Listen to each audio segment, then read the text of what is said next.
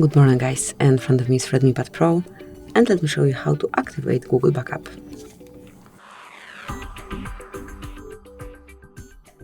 First of all, open the settings.